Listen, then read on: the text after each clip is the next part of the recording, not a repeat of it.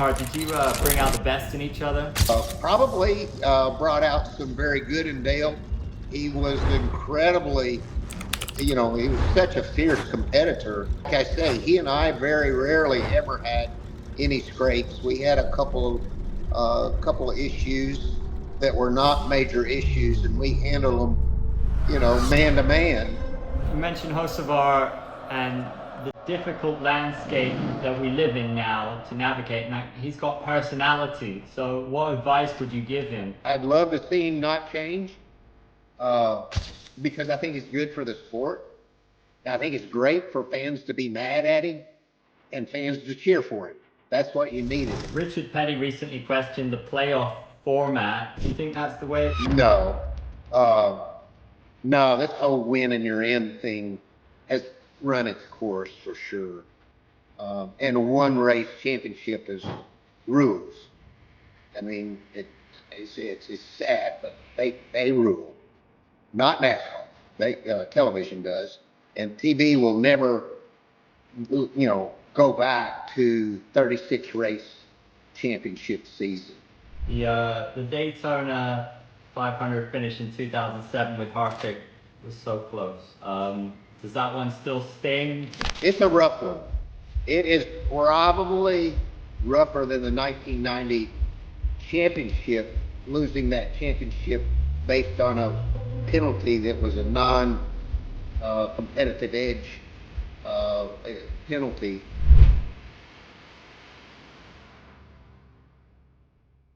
Yes, ladies and gentlemen, a very warm welcome back to Lucky Dog on Track, powered by Essentially Sports. We've built a community of over 200,000 subscribers, so a big thank you to all of you who are loving our NASCAR coverage today. It's an absolute honor for me to welcome a legend of the sport, Mark Martin, an absolute gentleman, one of the greatest racers of all time, and a Hall of Famer. We're going to be getting into it today, Mark. Thank you so much for joining us.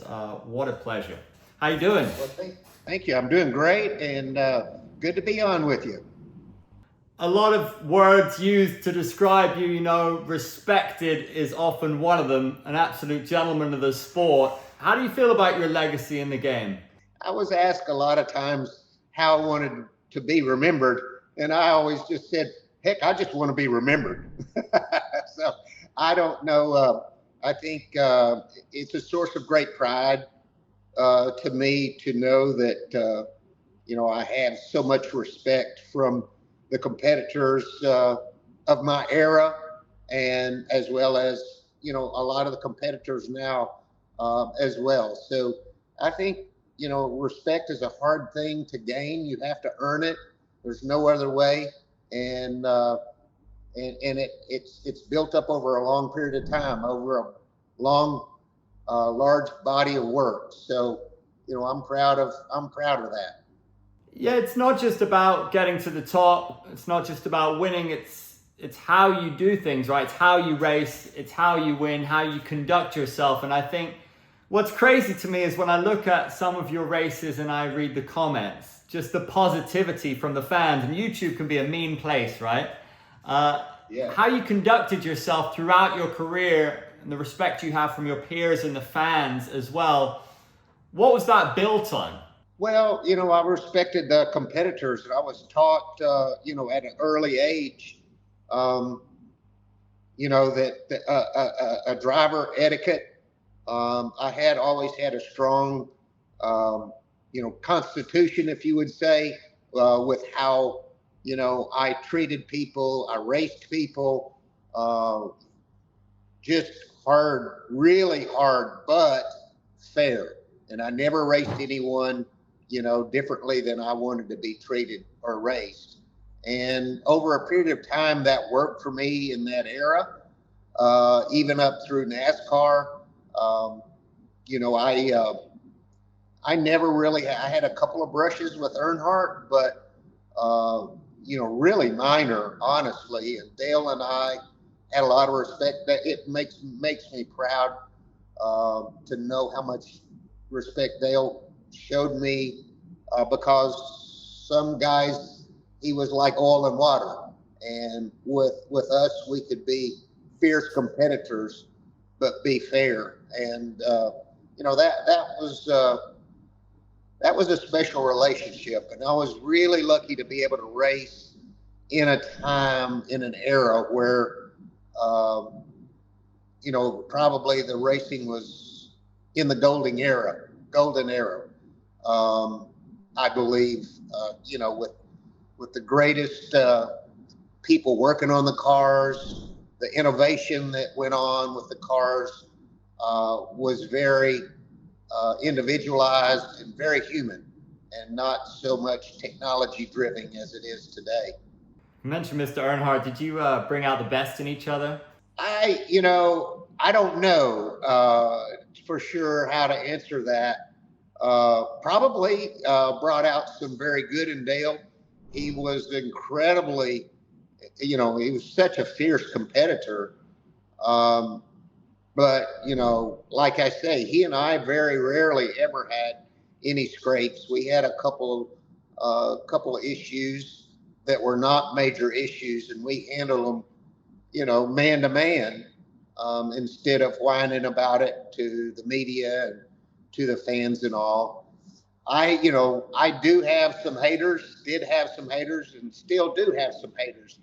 But that's because I threatened their man. They were Earnhardt fans, and we came in and were a threat to him. Took a few wins away, and nearly took a championship out of his hands in 1990, and so we were great competitors. But gosh, I got to race with Rusty Wallace nearly my entire career. We never had one scrape ever. In the 30 years that we raced together. Um, and so many great friends, and I was great friends with Darrell Waltrip and Bobby Allison. I raced against David Pearson and Cale Yarborough, and knew those guys, and were in the garage area with those guys as a young man, and young racer. And so I got to race with the great. I even got to race with Kyle Larson. So I got to race with the king, Richard Petty and David Pearson and all those guys, all the way up through superstars of today. Had some great battles out actually with even Kyle Busch. And so it was a great career. It was an honor to be a part of it, and I'm very thankful for all the great people that I got to work with through the years, making fast race cars. That 1990 penalty that cost you the championship still gets brought up today, and often, especially when it doesn't give you much of an advantage. We've seen a lot of similar situations in modern racing as well. Do you think sometimes they go too far? Well, I don't like, I'm not particularly crazy, for example, of the Penske penalty at Indy after qualifying. That was kind of the same thing. There was probably questionably no performance enhancement with what they did, and they'd been doing it for over a year. The car that won the Indy 500 in 24 had it done. So, sometimes I think that I understand the letter of the law and but also understand the spirit of the rule. And I just sometimes I think that we have just too much of that going on, too much regulation, too much non. If somebody is 1 pound light on a 3,000 pound car, I mean, they ought to just say, hey, don't ever do that again. Not you're disqualified because that 1 pound didn't make a difference, and there's a lot of issues that could have caused that. You've had some big moments at Rockingham with NASCAR's return getting such a big response. Do you think that track deserves a full-time spot in the Cup schedule? I absolutely do, especially now that that NASCAR is so much more emphasized with the TV side of it than it is the spectator. The live the people in the grandstands. Yeah, I think it makes great racing and great television, and I think it's a racetrack that desperately needs to be on the circuit. You've always been a big supporter of grassroots racing. With NASCAR expanding so much globally, how do you feel the right balance is? I don't know. I, I can't speak deeply on this because I haven't, put a lot of thought into it. My first reaction is, I don't know about going international. I'm not so opposed to Mexico. Certainly think that, should go to Canada, but going across the pond, I don't know about that. I don't know about it from a competitor standpoint. Uh, and I'm not sure how much we stand, NASCAR would stand to gain, or the sport itself would stand to gain, in broadening the fan base. It might. That's just not something that I'm really, have my finger on the pulse. You were able to stay competitive well into your 50s. You were kind of a pioneer as well. Like, what were the main points that kept you sharp, kept you motivated, and so physically strong? Well, I was big into weight training. Being a little guy, 120, 120 pounds, 125 pounds. I was when I was racing in the last 8 years. I was below 7% body fat, right around 6.8, 7%. So, I carried a lot of muscle. I lived every day like tomorrow was going to be the biggest race of my life. I trained hard, lifted insanely hard, and I stayed connected to the elements that made fast race cars. Like in my young years, I was a chassis guy, an aero guy, as much as anyone on my race team was. And in my late years, when we started doing more unconventional setups, and aero, became much more wind tunnel driven and simulation driven, I still kept my finger on that pulse, even though I wasn't a guy that could walk into the shop and say, move the body here and move, do this. I still stayed connected with what made the race car go fast. I never really spent much time honing my own personal skills. I regret that now, but I knew that I could win if I made my car faster than everyone else's.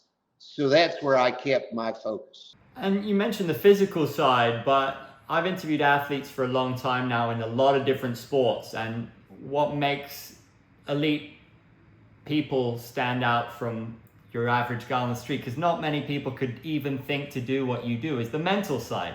You got to be unbelievably strong mentally. So how are you able to navigate that? So that's an interesting question. It's something that you develop. I raced for 40 years. And obviously, through the years, I had lots of heartaches and heartbreaks and disappointments. But you gradually work into it, in the higher pressure, more stressful scenarios with bigger, higher stakes, as you grow up through your career, much like, people ask you about going 200 miles an hour, with cars on each side of you in front and back. Well, you didn't just start that way. You started on the quarter-mile dirt tracks and you worked your way up gradually.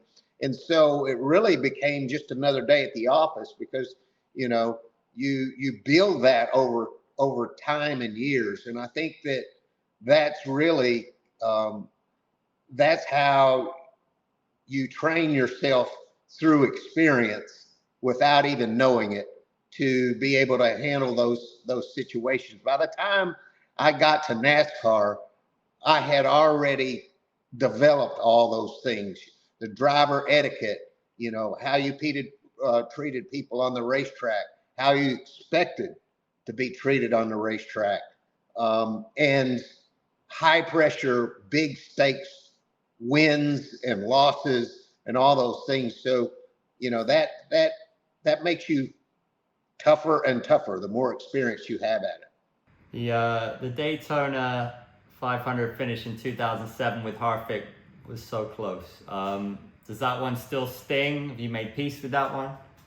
I made peace with it immediately, but it's a rough one. It is probably rougher than the 1990 championship, losing that championship based on a penalty that was a non-competitive edge penalty. I thought in 1990, well, we're going to win a championship. That was only my third year, running with Roush full time. So I thought, man, that's going to happen. In 2007, when we missed that one, I knew that was probably it. That was probably my chance. And, I had the race car. I had that deal sewed up. And if it hadn't have been for the new green, white, checkered rules, we won the Daytona 500. We just didn't win the 505. And going into turn 3 on the last lap, I was like, I can't lose because I've got the fastest guy behind me, Kyle Busch, and he's pinned. He can't go anywhere. And so he's going to have to push me. There's no way I could lose. And I see Harvick coming on the high side, and, there's no way that I could live with myself if I would have went up high to try to get in front of him and give the fastest guy in the Daytona 500 the lower bottom line to go take the race away. I would never, ever forgive myself for giving that race away. And I did not give that race away, but I feel like I would have if I would have tried to get up in front of Harvick. But Kyle Busch spun out. And when he spun, everything changed.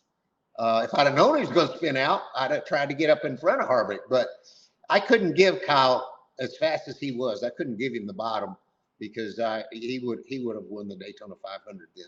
Well, you speak to a lot of not just drivers but athletes full stop. But once it's all said and done, generally they say, I wouldn't change a thing because everything worked out how it was supposed to. But if you could go back and change one thing, what would it be? Well, there's a lot of things.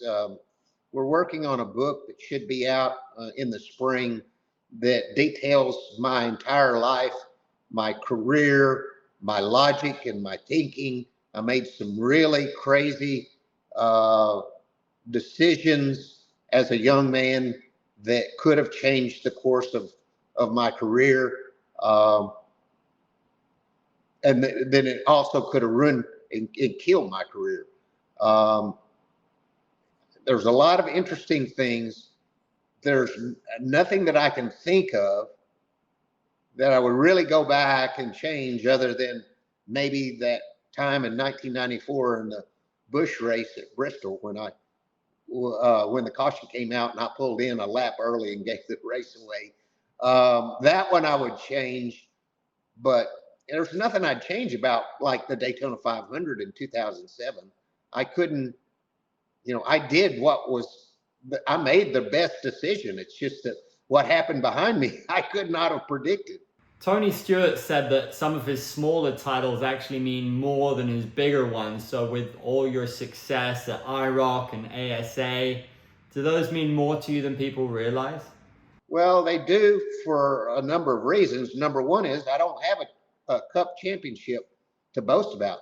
And I would love to have a Daytona 500 trophy, but I don't.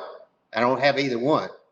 However, in IROC, I actually beat Earnhardt's record. He had 11 wins and 4 championships, and I had 13 wins and 5 championships. That car never ran out of gas. I never had a slow pit stop. The motors never blew up, and I could get in it and go. I had a lot of problems with my Cup car. I blew an enormous amount of engines, and I had an extraordinary amount of bad luck in the Cup Series, and those things kind of prevented me from, reaching, my ultimate success. In IROC, I didn't have to deal with that. I could just pile in it and go. Also, I got to race with some of the world's greatest drivers, Emerson Fittipaldi, Martin Brundle, the Unsers, Little Al Unser, Big Al, so many great drivers, not just from NASCAR, but from all around the world. And I got to know them. And, I had extraordinary success in that series. So it is the source of my greatest motorsports pride, of my career. You've talked a little bit about how drivers nowadays are maybe too brand safe. Do you think NASCAR has lost some of that old school edge and personality, or is there anyone who still represents that today? Maybe Carson Hocevar? I love Carson and his personality. I love Kyle Busch and his personality. I love Denny Hamlin and his. Unfortunately, you will see, I think, even Carson be watered down going forward. It's something that is, I think that, I don't know if it's imposed on the drivers from the owners or from the sponsors or from NASCAR itself. I'm not saying that.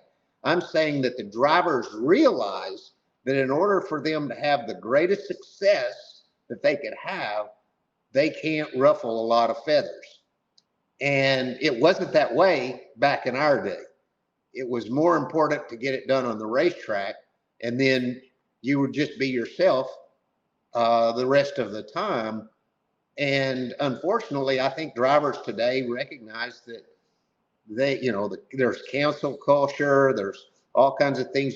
Liking the wrong Instagram post can cost you your ride, and that's just so insane. And I hate that. So unfortunately, it just really hurt. It's ruined it for the fans like me and all of us fans, because the drivers have to become so correct and so watered down. I enjoy, I actually enjoy Max Verstappen because he's so good that you can't cancel him. That was very much like Tony Stewart. Tony Stewart's my hero for many reasons, but one was Tony was so good, it didn't matter what he did. Like, I couldn't have got away with saying the things about Goodyear that Tony Stewart said. I thought it all before he said it, but I wouldn't say it because I couldn't, I wasn't that good, not Tony Stewart good. You know what I mean? You once joked F1 would never call me. Some people believe there's a level of insecurity with NASCAR around Formula One. Formula One will always be the coolest kids on the block globally. What do you think about the relationship between the two? Well, I think they're greatly different, and I think that's great. NASCAR racing is much more entertainment. It's a different product. Formula One is extremely intriguing. The technology, it is extremely intriguing. And to sit and watch an F1 race and see the pole sitter run off and win the race is not a problem, because, it's an extraordinary display of technology and people, and that's great. NASCAR relies a lot more on, on-track action and sparks flying and that kind of thing. So, they're very different, and they're both really hard. I'm going to tell you something. No one realizes how hard it is to go fast in a NASCAR car. And if you don't believe that, just look at a driver that is super successful in the Truck Series, but tries to go to Cup, he gets crushed. So he tries to go to the Xfinity series instead. And unless he's incredible, he also, struggles. I mean, the Truck Series is hard, believe me, but the Xfinity Series is even harder. But the Cup Series, every one of those guys are superstar material, incredible drivers. And it is extremely, the difference between the fastest car and the slowest car is 10% of what it is, in an F1 race. So it is tough out there. And so it's just two different worlds, I think. F1 and NASCAR are two different worlds, but both are very exciting and intriguing and very fun to watch. Yeah, we have seen it time and again, right? Open wheel racers or racers from all different walks come over to NASCAR and struggle or just oval racing. Can you just describe, encapsulate for us just what makes it so hard? Well, a lot of it has to do with most guys that are open wheel guys. Let's say they're Formula One guys. Most of them come through open wheel cars, which really start as go-karts. And these cars are really stuck to the racetrack. And when they slip, they spin. So these guys develop, and same thing with the Indy cars. So these guys develop a feel, a sense. So they sense the car right before it starts to slip, and they stop it from that. That's where they stop. You put a NASCAR guy in that car, and when he starts pushing to go faster, he busts his butt because he thinks he can hang it out. In those cars, you can't. So you don't develop in a NASCAR car. The last 0.3 of a lap per second per lap are in the slip. You don't see it on TV, but you're slipping. The car is sliding, actually slipping. It's in the slip. So open wheel guys don't develop a keen skill for that slide and that slip. And NASCAR guys, they're not fast enough if they don't do that. So when they try to swap over to Indy car, open wheel car, F1 car, whatever, they're going to get themselves in a bunch of problems if they really try very hard. And so that's what makes dirt racing a really great platform to build your foundation before you get to a stock car, is because you learn car control and you learn to slide in the car more. And it's not that you can't learn it, but these guys, by the time they get to NASCAR, are so good at it. It's like you can't just learn that in 6 months, no matter how talented you are. That's one of the things I like to say about Juan Montoya was never giving his due in NASCAR. He was incredible. He came, he hauled, he was fast, he won in everything he set in. He's one of the greatest race car drivers of all time. But because he wasn't driving the fastest cars on the racetrack, he didn't get as many wins as he might have.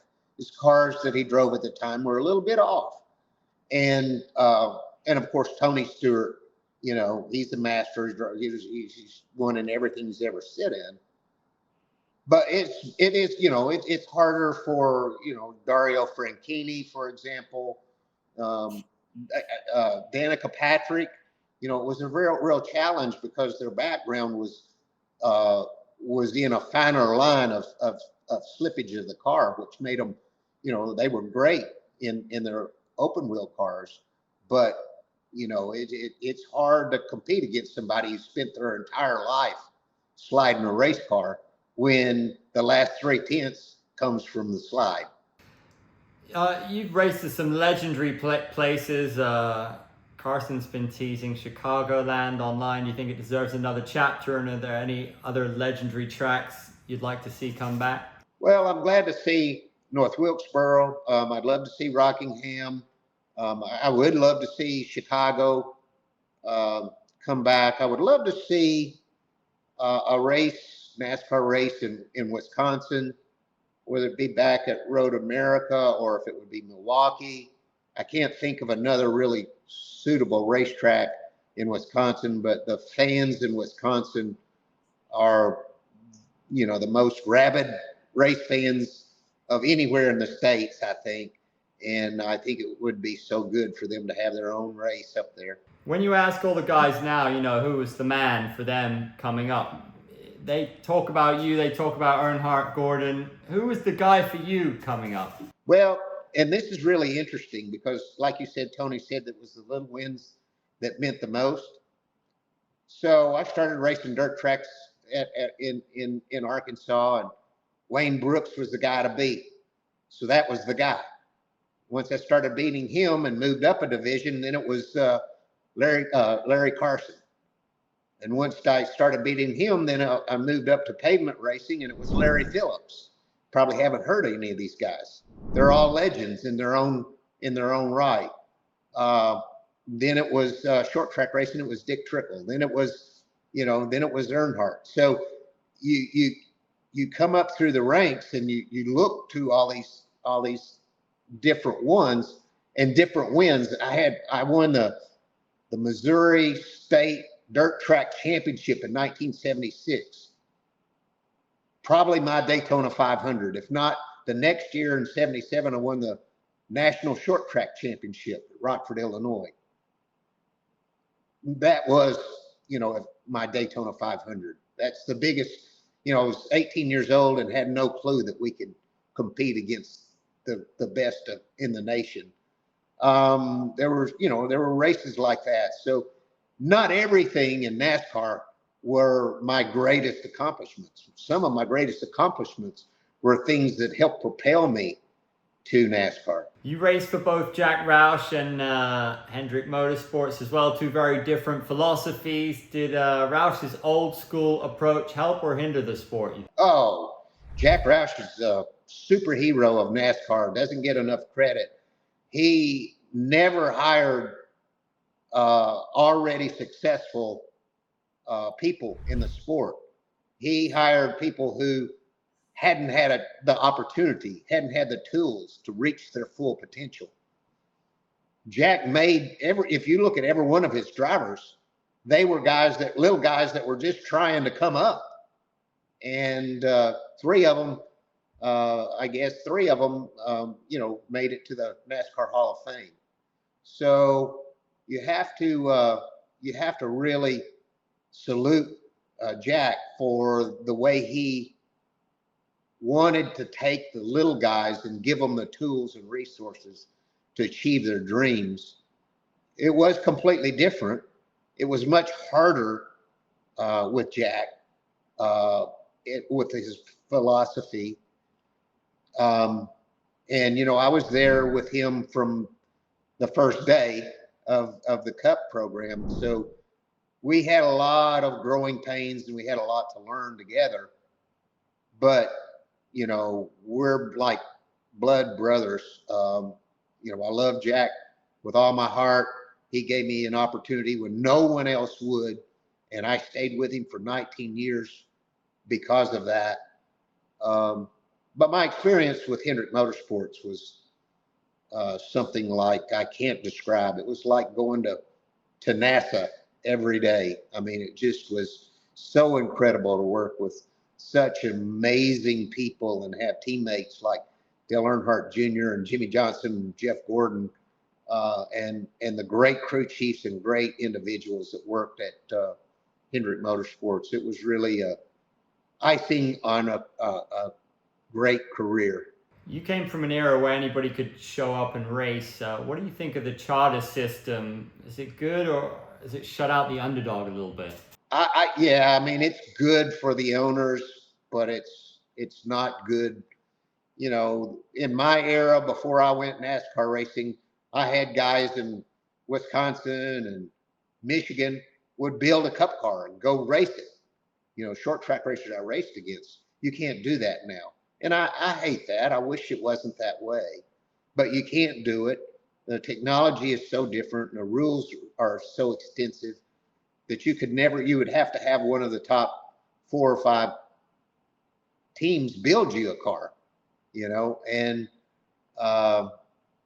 the charter thing makes for a much better business model, because NASCAR was such a horrible business model. It's still not great, but it's a lot better than it was. But there are things about it that I don't love, that I wish we, didn't exist. But all in all, it's much better for the owners, much healthier. Richard Petty recently questioned the playoff format. One win can knock out consistent performers. Do you think that's the way it should be? No.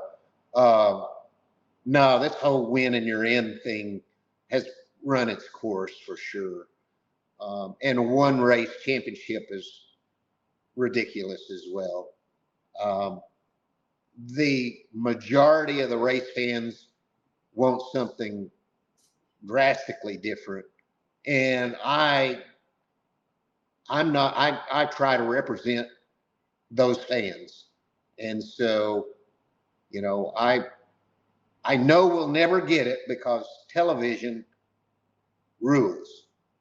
I mean, it's sad, but they rule, not NASCAR.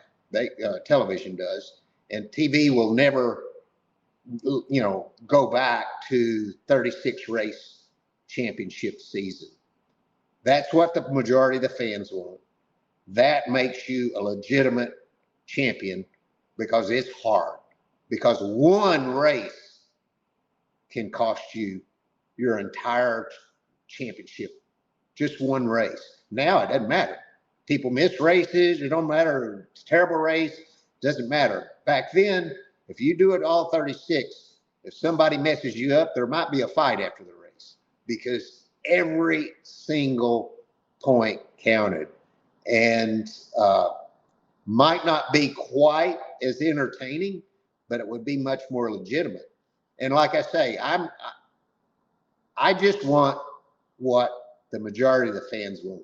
So I'm going to be out here speaking on their behalf. Well, your passion for the sport is so clear and infectious. In terms of teams and drivers, who makes you want to root for them right now? I like a number of drivers. I don't dislike any of them. I would love to see Noah Gragson get going a little bit better. He has a lot of personality, although, some of it has been watered down, certainly, because he got himself canceled for a little bit. But I'm a Gragson fan. I'm a Kyle Larson fan, just because I'm in awe of his talent. He is our modern day AJ Foyt or Mario Andretti. Guy can win in anything, anywhere, anytime. So I'm in awe of that. But I cheer for underdogs. So I want to see somebody. I want to see Hocevar win, because he's an underdog. I'd love to see Justin Haley, win a race. Ryan Preece. I would love to see him get a win. So hard. He's worked so hard and so deserving of finally getting an opportunity to drive a fast car. So I was an underdog once, and I'm an underdog fan. You mentioned Hocevar and the difficult landscape that we live in now to navigate. And he's got personality. So what advice would you give him to navigate this? And I don't know, I'd love to see him not change, because I think it's good for the sport. I think it's great for fans to be mad at him and fans to cheer for him. That's what you needed. I mean, with Earnhardt, they either hated him or loved him. Waltrip's almost the same way. They either hated him or loved him. You need some of that. That's important. It gets people's blood going. So I would hope that Carson just learns to limit his mistakes and stay fast. That's the hardest thing to teach. He's already got the speed. Have you checked out the Earnhardt series or Garage 56? Content is king. It's so important to promote the sport. Is there anything that stood out for you? I haven't watched anything except the special on Earnhardt, the four series special. I watched that, and I really appreciated how much work that Prime and how much work Dale Jr. and Kelly and everybody put into that. It was so in-depth and so accurate and so good for our sport to remember, one of the greatest our sport's ever seen. And so I love that. I don't watch a lot of TV, so I really haven't watched these, some of the shows, the F1 show that they have, or any of that. I just get in the habit of not watching a whole lot of TV. About the only thing that we watch right now is the Skinwalker Ranch. My wife and I are big fans of the mystery at Skinwalker Ranch, so we watch that. But that's about the only regular TV show that we watch. We've got a question for you from one of our senior writers, Sumeda, who asks, Mark, many thought the 2005 Ford 400 would be your last full-time race, but it wasn't. How did you know your story behind the wheel wasn't over yet? Well, that's a great that's a great question. So I was going to, I made a deal that 2005 would be it in the 6 car. And I pushed really hard to get Jamie McMurray hired by Roush to fill the 6th seat. And I was going to go off truck racing because truck racing was like semi-retirement. And Kurt Busch was with Roush at the time. He got himself fired at the last race of the season. And so they were in a jam. They didn't have a driver for the 97. So Jack asked me if I would stay another year, and they'd put Jamie over, because they had Jamie under contract. They'd put him in the 97. So that's why I stayed one more year. And so in 06, when the season was going along, we just assumed I'd still go do the truck deal at the end of 06. And before we ever got a contract on that, I had an opportunity to go race my 24 race schedule, my limited part-time schedule, in a cup car that could run up front. And, that was just way better opportunity. 5 times the pay that I would have made truck racing, and an opportunity to win the Daytona 500 and some of the, the Brickyard 400 and some great races. And we almost won the Daytona 500. So I did that for a couple of years. And then actually Rick Hendrick, because we were so fast in the 8 car at DEI, after Dale Jr. left, I took over the 8 car and got my limited schedule, 24 races. Rick Hendrick's calling me, want me to drive for him. And I was like, yeah, I'll do it, 24 races. No, you need to, we got to have you full time. So I told him no. He called me back again 2 months later, and I told him no. And he called me back about a month later, and I had been so close to winning a race. I just wanted to win one more time.